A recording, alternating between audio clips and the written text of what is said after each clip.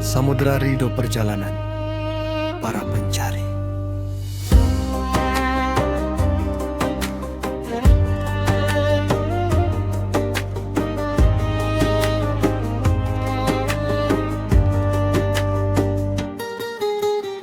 Padamu ya Rabbul Alamin, ku memulai langkah ini, mencari makna kerelaan di samudra tasawufmu.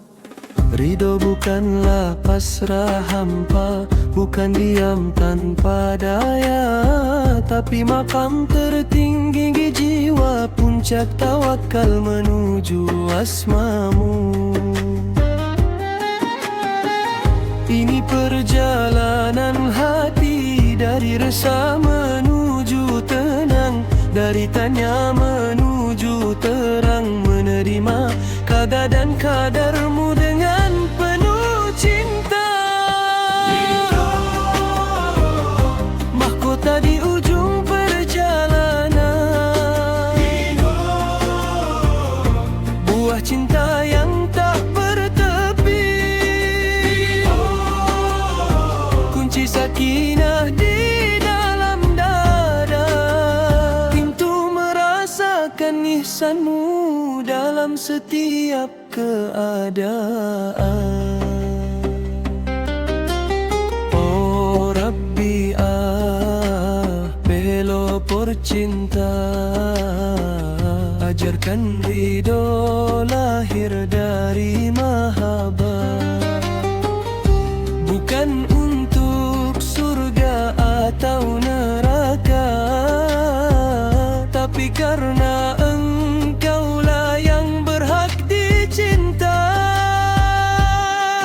Dan Ma'ruf Al-Karhi, si Zahid sejati, ridho dorai dengan zuhud dan pelayanan,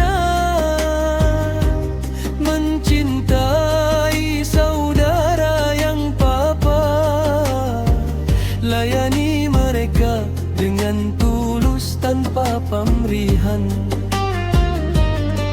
Setiap wali punya jalannya, setiap arif punya makamnya, tapi satu tujuan yang sama, mendekat, bersimpuh, meraih ridho. Seperti air yang mengalir, fanakan diri dalam kehendakmu, tinggalkan takbir, terima aturanmu, lihat wajahmu dalam segala sesuatu.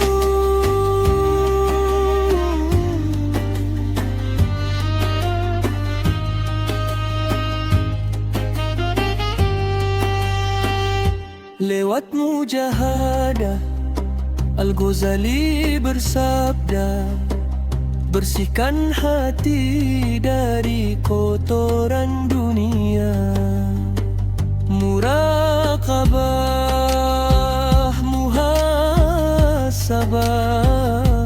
hingga dada lapang menerima ketentuanmu.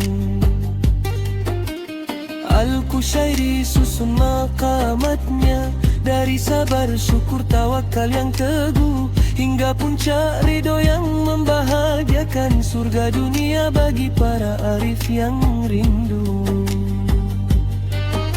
Maka berdoalah tapi pasrahkan akhirnya, carilah hikmah di balik setiap musibah. Bersyukurlah dalam suka maupun duka, berbuat baiklah, nasihati dengan bijaksana. Ridho bukan apatis tapi kekuatan jiwa, Fondasinya syariat yang kukuh. Teman setia resiliensi iman. Kelola dunia dengan hati yang merdeka.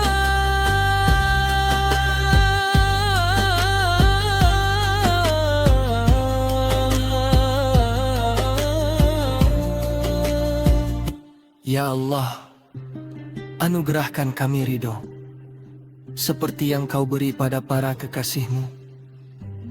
Ridhoilah kami sebagai hamba-Mu dan jadikan kami ridho kepadamu sebagai Tuhan kami.